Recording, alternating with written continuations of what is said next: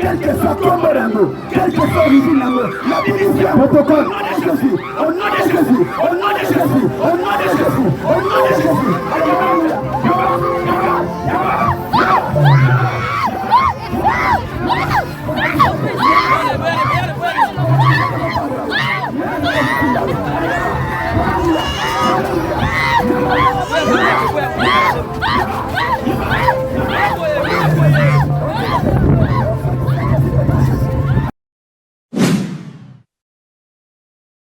Meta maboko, meta maboko, meta maboko.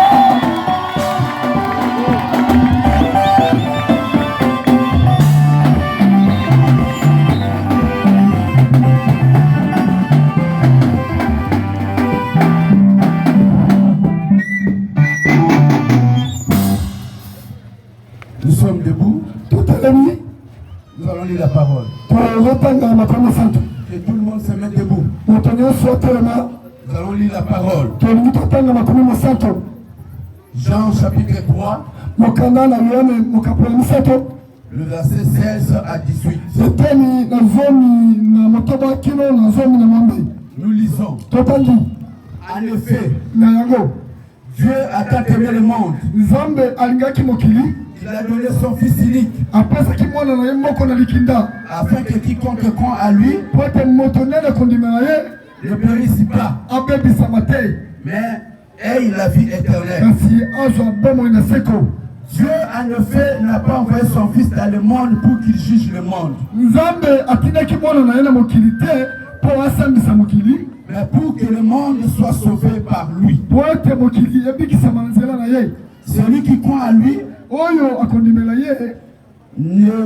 celui qui croit à lui ne sera pas jugé. Mais celui qui ne croit pas est déjà jugé, parce qu'il n'a pas cru au nom du Fils unique de Dieu. Parole du Seigneur. Père Céleste, merci pour cette parole. Nous la recommandons entre tes mains. Saint-Esprit, nous nous abandonnons entre tes mains. Que la parole soit touchante. Guéris ce soir. Délivre ce soir. Attire vers Dieu les humains qu'il a créé à son image ce soir au travers de cette parole. Au nom de Jésus-Christ, nous prions. Amen. Amen. Gagnons nos places et acclamons très fort pour la parole. Non, je disais qu'on puisse acclamer pour la parole, pas pour moi. Acclame très fort pour la parole. Bien-aimés dans le Seigneur, nous voici encore en cette deuxième soirée de cette campagne d'évangélisation. Aujourd'hui, c'est une occasion que le Seigneur te accorde encore pour que tu te convertisses. Nous venons de lire une portion de l'Écriture. La portion de l'Écriture que nous venons de lire nous montre clairement l'intensité de l'amour de Dieu pour le monde. Dieu a fait aimer le monde. Il a donné son Fils unique Jésus-Christ. Pour que quiconque croit en Jésus ne périsse point, mais qu'il ait la vie éternelle. Écoutez, lorsqu'on dit ne périsse point, on ne parle pas de la mort physique, mais on parle de la mort spirituelle. La mort spirituelle, c'est l'enfer. Dieu a aimé le monde. Il a envoyé Jésus pour qu'aucun humain n'aille en enfer. Pourquoi les humains ne devraient plus aller en enfer? C'est parce que le chemin de l'enfer, Jésus en a déjà suivi. Jésus était parti à la croix pour barricader aux humains la route de l'enfer. Aujourd'hui, quand tu l'écoutes, peu importe là où tu es, peu importe la vie que tu mènes, je t'annonce une vérité. Dieu t'aime tel que tu es, tel que tu es. restitué que tu es, Kuluna que tu es. Dieu t'aime. C'est pourquoi ce soir, il t'a envoyé la parole. Si tu saisis l'opportunité de recevoir Jésus-Christ dans ta vie, et ton Seigneur est sauvé, tu auras la vie éternelle. Tes péchés seront pardonnés. Ton nom sera inscrit dans le livre de vie. Bien-aimé dans le Seigneur, ne prends pas ça comme des blagues. Je vais te rappeler une chose. La vie que tu mènes ne t'appartient pas. L'argent t'appartient. La maison t'appartient. Les habits t'appartiennent. La montre t'appartient. Les souliers t'appartiennent. Mais le souffle de vie ne t'appartient pas. Le souffle de vie ne t'appartient pas. Il est écrit, l'homme ne peut pas mettre de son souffle pour pouvoir le retenir. Aujourd'hui, pendant que tu respires, pendant que tu as envie, profite, donne ta vie à Jésus. N'attends pas demain. Demain pourrait être trop tard. Qu'est-ce qui te prouve? Et toi tu feras le 20 d'aujourd'hui. Qu'est-ce qui prouve? Et toi et moi, nous allons voir demain. Qu'est-ce qui te dit ça? Qu'est-ce qui t'assure? Je ne connais pas ta vie. Dieu connaît ta vie. Toi-même tu connais comment tu te conduis. Pendant que les gens te voient être une bonne personne,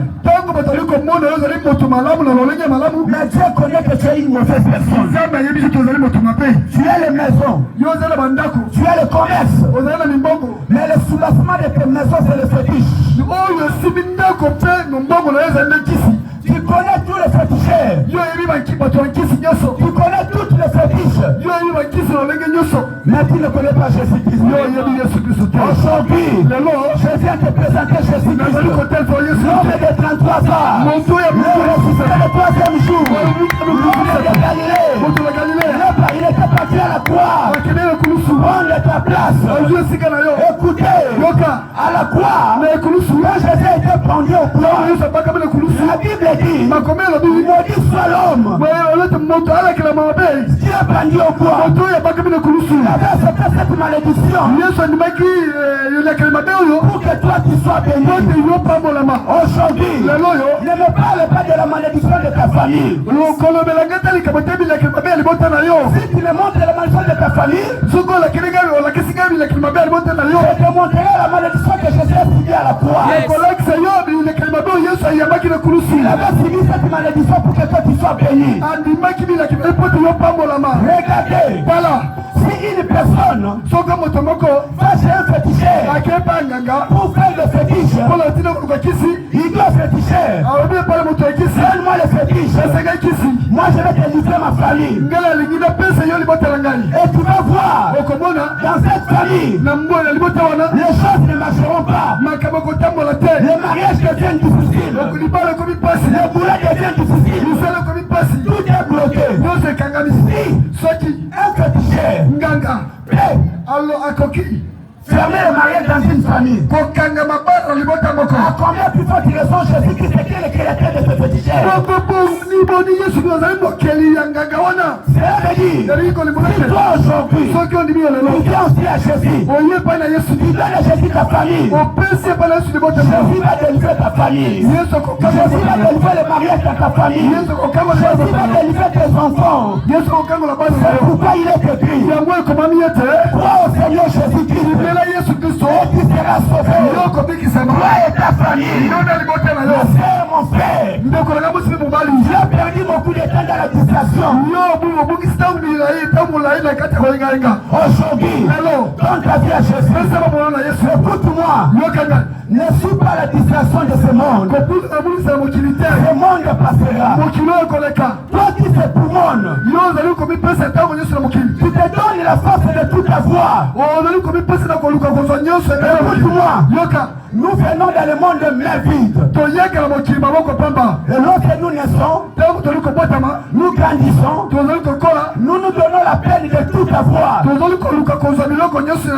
Oui, nous nous battons tout pour tout avoir.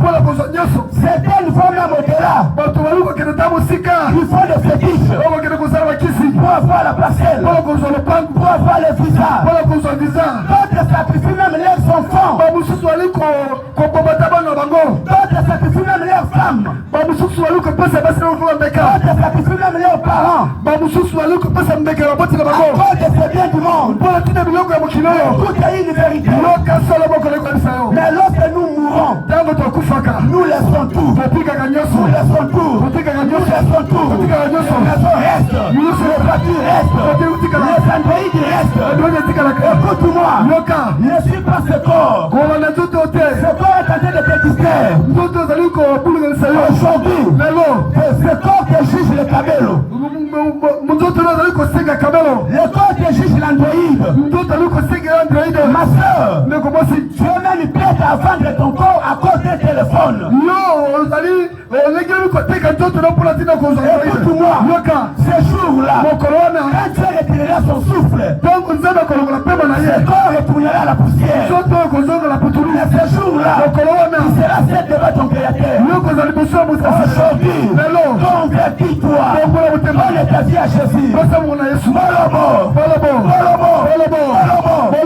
Écoute-moi, je suis venu t'annoncer la bonne nouvelle du Seigneur Jésus-Christ. Écoutez cette nouvelle. Jésus-Christ revient bientôt. Il promet de personner à tout moment. Ne me dis pas. Ça fait longtemps qu'on nous dit que Jésus revient bientôt. Oui, on t'a dit que Jésus revient bientôt plusieurs fois. Peut-être qu'il va revenir ce soir. Peut-être que Jésus reviendra à 20h d'aujourd'hui. Maintenant je te pose une question. Si Jésus revient maintenant, es-tu prêt d'aller au ciel? Ok. Tu n'as pas acclamé, Non, publicité, en fait, tu vas pas vous.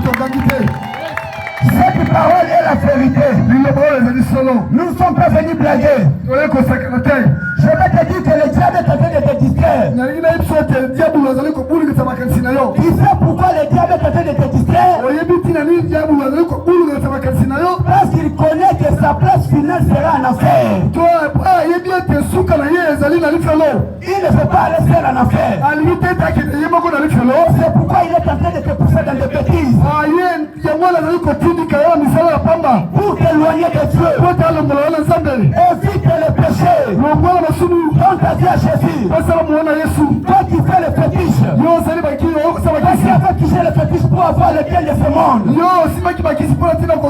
Jésus t'appelle. Tu es ici. Tu peux être le pasteur. Nous te connaissons en tant que pasteur. Est-ce que Dieu te connaît en tant que pasteur? Vraiment. Tu es diagonesse. Tu es diacre. Nous te connaissons en tant que tel. Est-ce que Dieu te connaît en tant que diacre?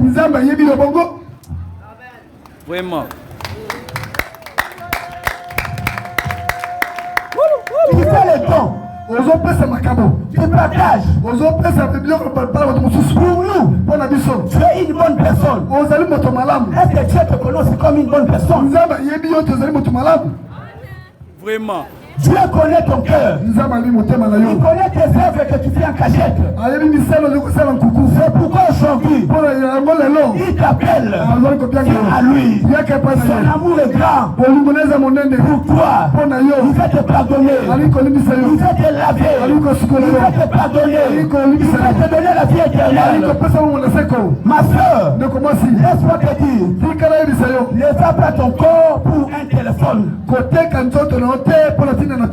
Ton corps a plus de la valeur que l'androïde. Évite aussi de sortir avec les hommes de pluie. Évite la prostitution. Ton corps a de la valeur. Donne ta vie à Jésus. Ceux qui t'avaient créé une personne féminine savaient. Et s'ils savaient que non, tu es une personne féminine, il te faut un homme. Ne porte pas les habits pour exposer ton corps dehors. Écoute cette vérité. Quand nous partons dans des magasins pour acheter les articles, il y a des certains articles que nous trouvons là-bas qu'on appelle échantillons. On n'achète pas l'échantillon. Nous achetons les articles qui sont bien emballés. Quand tu exposes tes couilles, c'est ta poitrine dehors. Il te fait échantillon. Le mariage viendra, on va te sauter. Le mariage ne va pas faire l'échantillon. Le mariage va aller chez ceux qui conservent le corps pour leur mari. Cher frère, toi aussi tu es traité de protéger la vie des jeunes frères. Toi qui es en train d'embrouiller la vie des jeunes frères. Tu as 5 frères, 6 frères. Tu les promets le mariage mais tu ne les repouses pas. Écoute-moi, ne pense pas que tu es le plus fort. Le plus fort c'est le Seigneur Jésus. C'est corps-là qui te pousse à l'impudicité. Peut te frapper par une simple malaria. Écoute cette vérité. Quand tu as beaucoup de filles, ne pense pas que tu es le plus beau. C'est un autre cette vérité. La viande pourrie attire beaucoup de mouches. Wow. C'est trop fort. C'est fort. Écoutez, les hommes écoutez. C'est fort. Nous sommes dans une campagne d'évangélisation. Dieu va nous interpeller. Pourquoi on ne peut pas annoncer la vérité? Je ne suis pas un pasteur. Je ne suis pas un apôtre. Je ne suis pas un prophète. Je suis un évangéliste. J'annonce l'évangile. Je répète. Si tu as beaucoup de femmes, ne pense pas que tu es la plus belle. Quand tu as un seul corps, tu as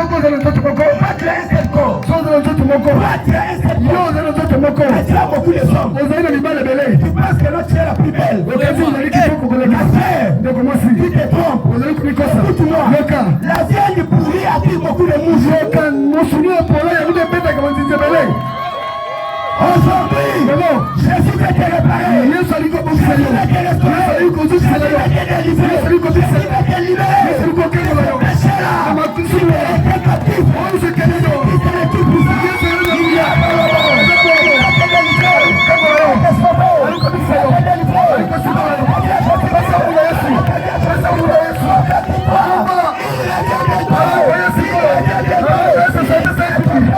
à tout moment. Quand les gens passent à côté, ils voient une belle maison. Mais pour cette maison, tu as tué beaucoup de gens. Tu as versé les saints innocents. Mais tu oublies une chose. Peut-être tu partiras à la maison restera. Maintenant je me pose la question. À quoi sert bon de verser les saints innocents pour construire des maisons et après partir en enfer? Avance. Écoute, ici sur la terre, nous vivons très peu de temps. 100 ans, 80, 50 ans, mais là-bas, c'est toute une éternité. Une vie sans fin. Ma frère, ma soeur, le bien de ce monde. Afin ton âme. Tu as rien à faire. Tu as le feu. Regarde. Quand il fait chaud, comment nous plairons? Comment nous transpirons? Pose-toi des questions. 24 sur 24 dans le feu. Pas un feu qu'un humain a allumé. C'est le fait que Dieu a allumé pour punir ceux qui n'ont pas donné leur vie à Jésus. Aujourd'hui, l'amour de Dieu est devant toi. Dieu est prêt à te pardonner. Peu importe le nombre de tes péchés. Peu importe tes erreurs. Quel que soit le nombre de grossesses que tu as déjà avortées. Ma soeur, je vais te poser une question. Toi qui commets souvent les avortements, écoute-moi bien. Pose-toi cette question.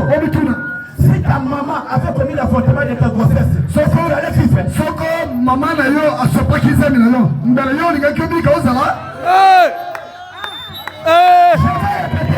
Je vais répéter. Quand tu commets les avortements, pose-toi la question. Si ta maman avait commis l'avortement de ta grossesse, ce que tu allais vivre. Mais le mal que tu fais, tu ne te rends pas compte. Mais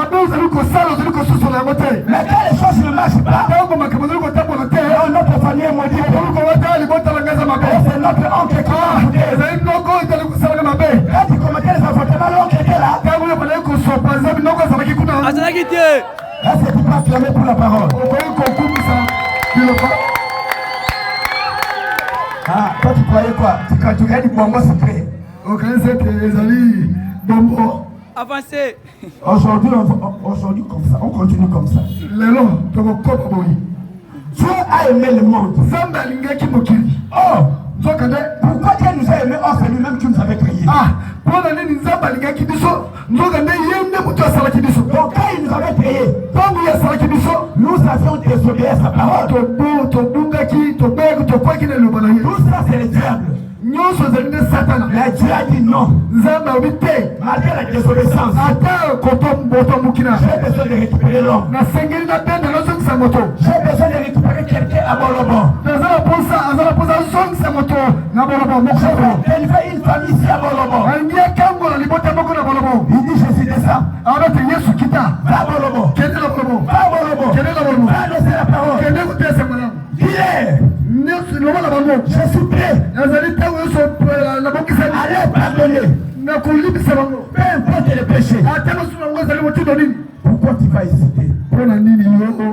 Pourquoi tu vas endisser ton cœur? Donne ta vie à Jésus. Convertis-toi. Vous aussi les jeunes garçons, vous qui refusez le grossesse, c'est à cause de vous que les filles commettent les avortements. Pour les amener là-bas, vous êtes les premiers. Non, pour les amener là-bas, vous êtes les premiers. Vous les flattez. Non, je vais chercher le téléphone. Je t'aime. Qui l'a épousé? Qui l'a épousé? On ne peut pas voir le corps d'une femme sans donner la dot. C'est un péché. Convertis-toi.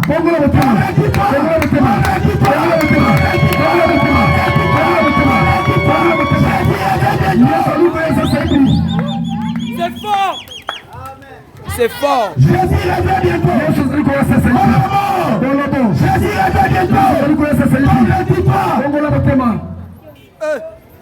C'est fort. Toi qui passes toute ta vie à violer les enfants d'autrui, les mineurs.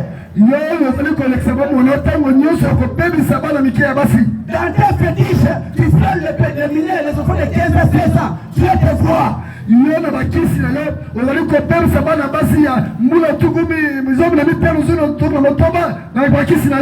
Dieu te voit. Convertis-toi. Pendant que je parle là, ton cœur est en train de battre. Ton cœur est en train de battre.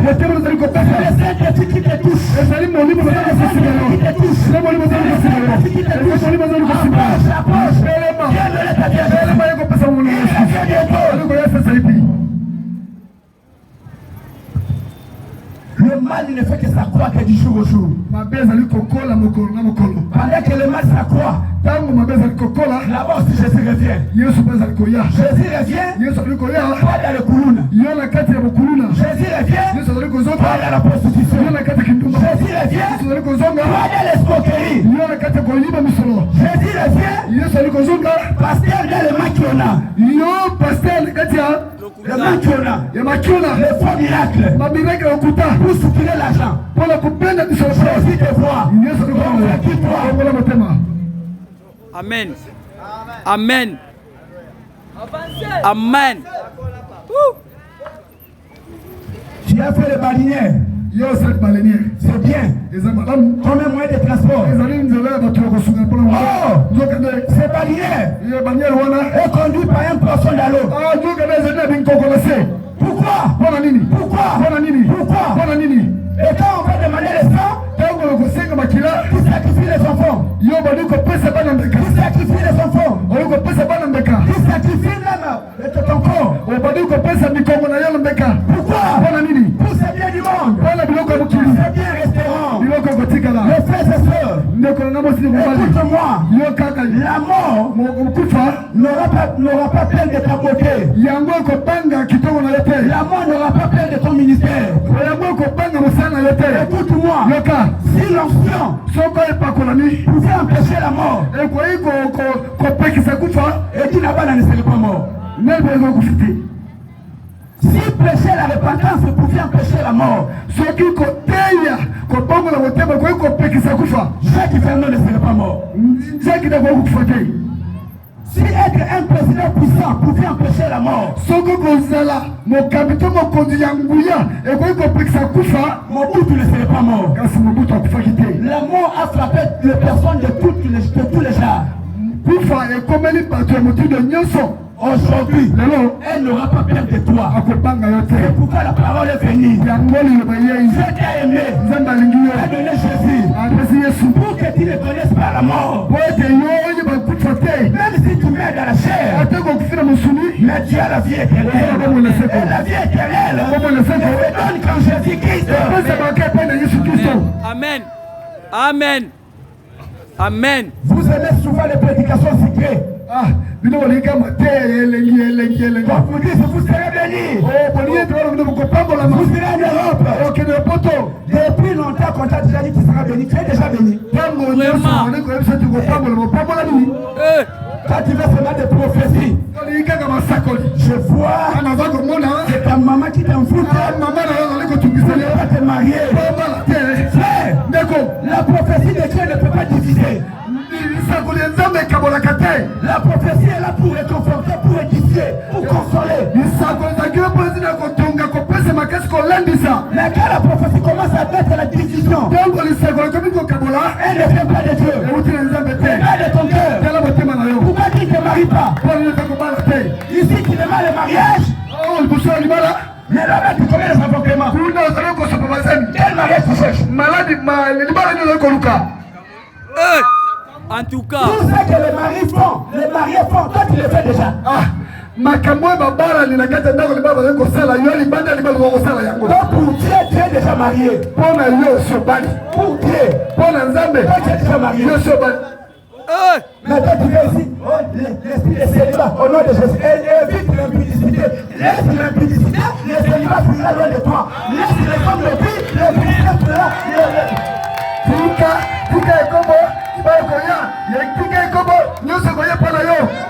Laisse le mari de prix. Le célibat fuira. Aujourd'hui, prends la décision. Dis à ce monsieur, retourne chez ta femme. Tout ce que j'ai, la femme a. Moi si nous elle. Chasse-les. Si tu veux ta délivrance, chasse-les.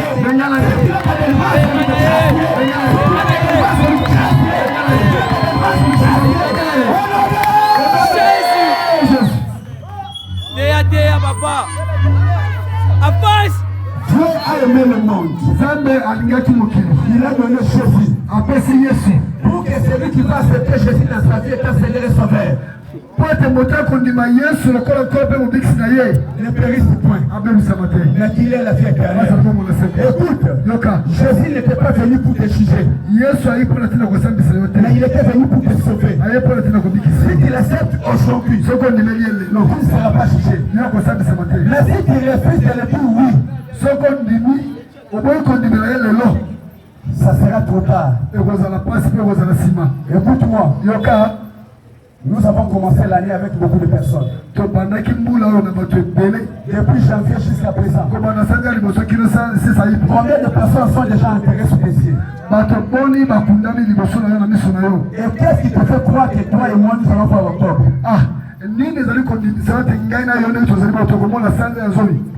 Voilà l'opportunité venue. Viens donner ta vie à Jésus. Je m'arrête ici. Je vais que nous puissions prier. Aujourd'hui, je vais imposer les mains.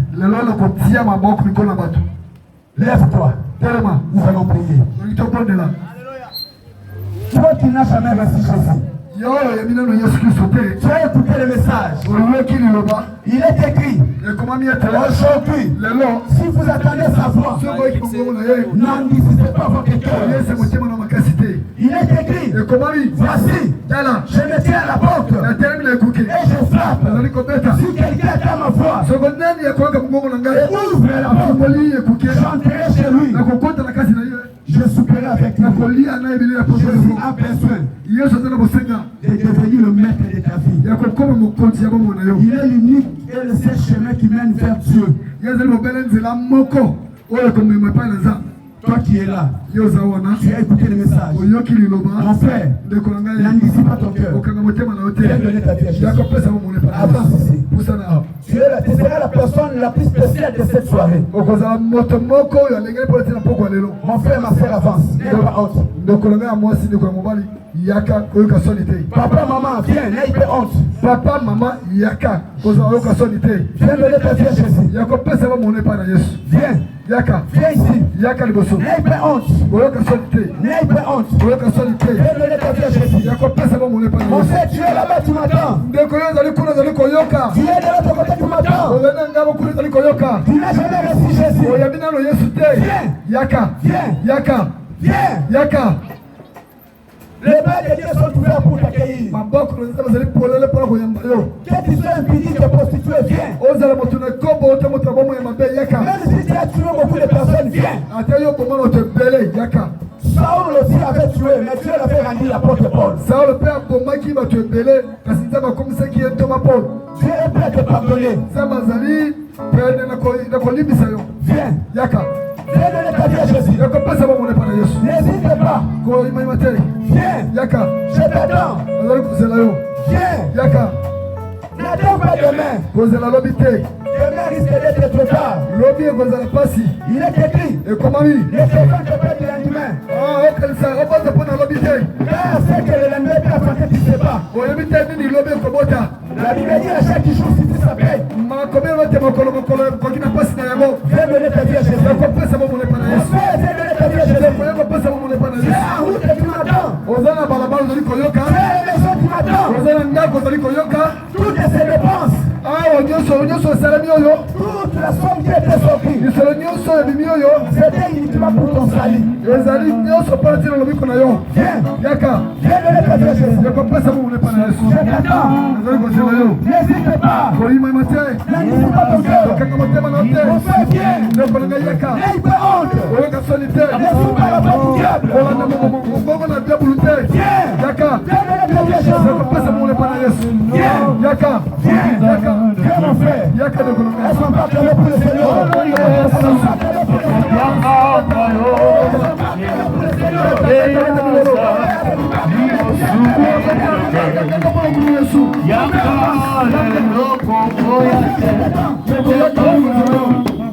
Ma sœur, tu es là, je t'attends.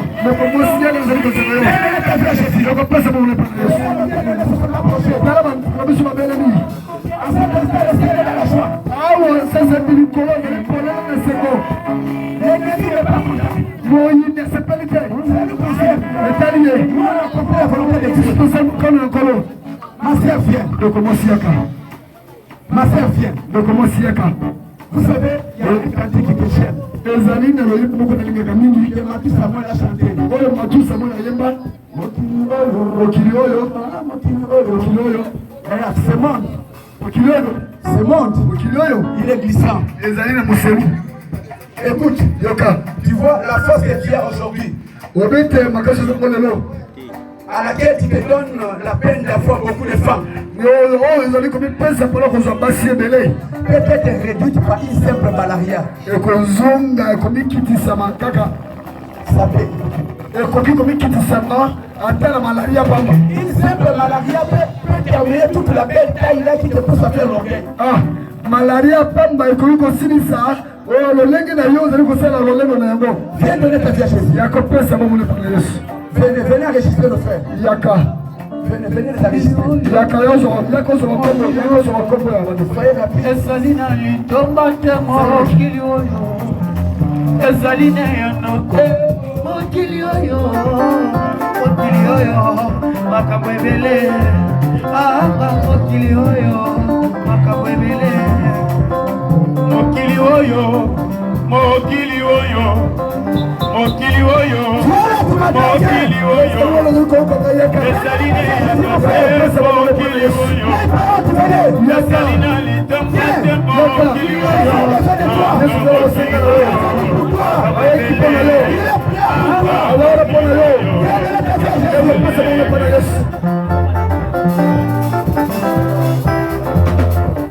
natambwisaki bomoi na ngai na banzela ya pamba na maso nasalaki nalimonaki ngai zape ndako ninyo ngai nakotaki te masi ninyo ngai nasilaki te masimitere ninyo ngai nakotaki te anga mokili oyo makambo ebele anga mokili oyo makambo ebele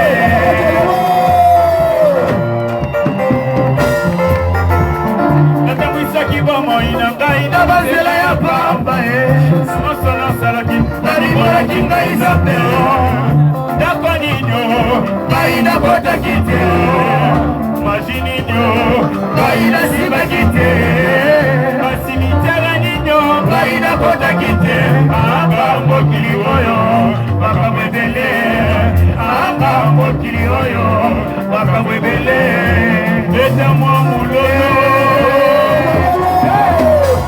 kasi ntango mama na Nzambe betikati na ngai kasi ntango mama na Nzambe betikati na ngai namoni basa na Nzambe babibeli maikwasa ataingo na ntimela Yesu Mesiya yazali nzela solo mpe bongo moto moko takokoma na tata ye soki na Yesu te na yango ntimela ye aleluya namoni eloko ngai napesa yo te papa namoni eloko ngai napesa yo te papa obele bomoi na ngai nga napesi na yo obele bomoi na ngai papa nga napesi na yo.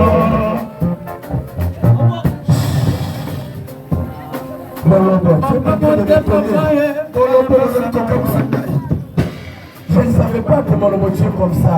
Un tel événement, une telle chaleur. Tu n'as pas aimé le message? Tu n'as pas aimé le message? Nakata.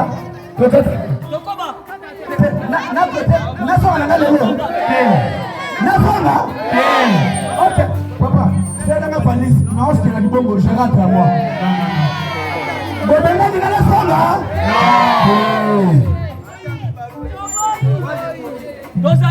Amen.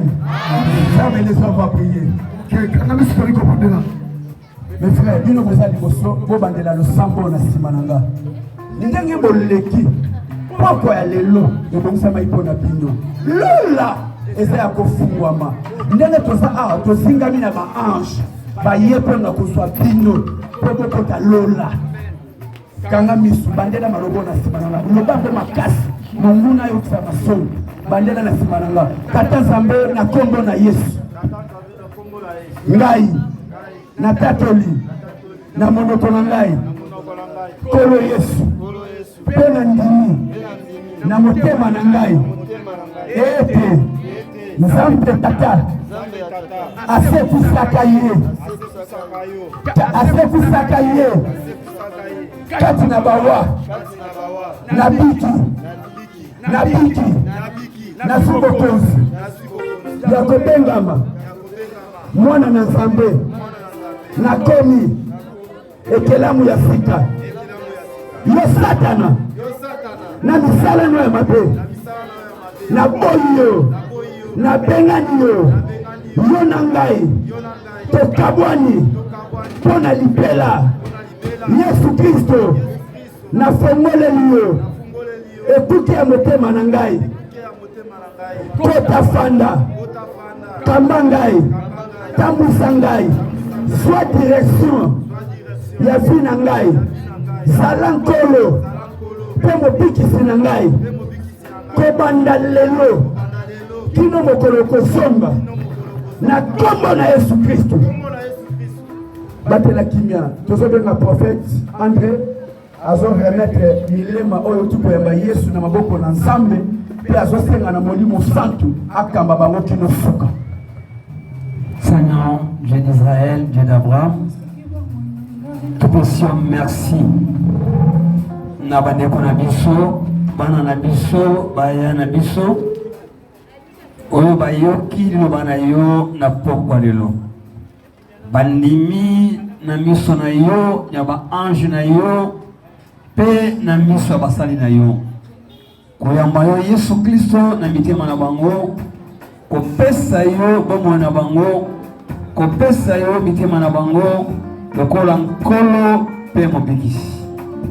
Papa, bibelobi moto akopika na mapate, na mosolote, na bilambate, mais moto azopika na maloba nyonso kote pai na yo. Yangonde etindi bana na biso bayoka pe bandima pe bapesa yo mitema na bango. Père, na memi bango liboso trône na yo. Lelo loleza la polele yamba bana oyo. Liboso ya mesa na yo, liboso parcelle na yo. Zambe bikuke fumbama. Bazala bana oyo bandimi solo ya Nzambe na bongo na bango. Sikete ba vie na bango échanger à cause à kombono Yesu Kristo. Okolo dimaki meka pete yokabama wo onokwama ba mémoire ko na croix pete peuple la sauver le peuple oyo bandimi okolo joie fina bango. Tomemi libota oyo pana yo Yesu bazala bayoki te o bayoki bandima pe basalela yango na kombo na Yesu Masia. Na ndi eloko moko Satan est mécontent azana soni na poko le parce que ba frère na ngai ba boycotté penser à diable. Père, qu'on permette que ennemi alonga bango. Bazala protéger na yo père. Ba ange no ba protéger bango butu lokola moy. Na kombo na yo Yesu Kristo de Nazareth, nous sommes promis. Merci Seigneur Jésus-Christ. Oh, beta maboko. Alléluia. Amen. Yoka. Mes frères, de kongai. Bomoni mosana zabana kuna la ba pembe. Oh wana tai. Atoma loko. Boka manai. Lundi nazo pesa bino, nazo baptiser bino. Mais pour ya dimanche, toko ta lundi, toko za ensemble na bino. Na kia bino muke bateme la kisigné. Na baptiser bino, na ebe sika na otika bino. Pour quelque temps après na koya, pour na kopesa bino enseignement. Boza basala nzambe binene. Mokilezo mona, lobi, mboka oyo, province oyo, pe Congo na monde, e koninga na nzela na bino. Amen. Amen. Ozaki mate. Yoka. Batu nyonso kobala awa, biso nyonso toya awa. Protocole, sécurité, il faut là batu nyonso, mama biso toya awa. Bote ba mama liboso, biso nyonso totelemi awa. Papa, toke kimia na koto.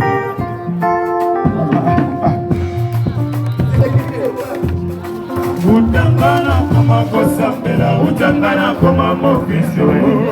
Kimia na motema, komo change na koma na kakamasika.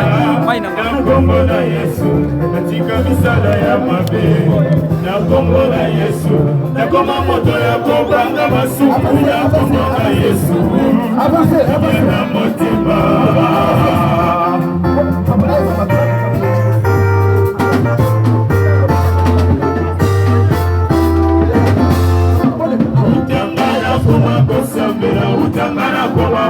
Kristo kimia na motema Komo echange na koma kotalela kaka masiya Na kombo na Yesu natika misala ya mabe Na kombo na Yesu na koma moto ya kobanga basumu Na kombo na Yesu kimia na motema